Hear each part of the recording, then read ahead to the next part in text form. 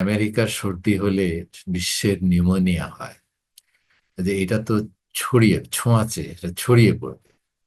তো এর ফলে যদি ধরেন একটা বাণিজ্য যুদ্ধ, টেরিফ যুদ্ধ যদি শুরু হয়, যেটা আমরা এখন পর্যন্ত গত রাতের ঘোষণার পরে এ পর্যন্ত ইউরোপিয়ান ইউনিয়ন, চায়না এবং বড় বড় অন্যান্য যারা আছে, জাপান, এরা এখনো তেমন মোটা দাগে পদক্ষেপ ঘোষণা করেনি যেটাকে আপনি রিটালিয়েশন হিসাবে গণ্য করতে পারেন। কিন্তু আমরা জানুয়ারি ফেব্রুয়ারির, এই যে ফেব্রুয়ারি মার্চের অভিজ্ঞতার ভিত্তিতে যদি ভবিষ্যৎবাণী করি, তাহলে কিছু না কিছু রিটালিয়েশন হবে। এবং রিটালিয়েশন হলে কিন্তু বিশ্বমন্দার আশঙ্কাটা অনেক বেড়ে যায়।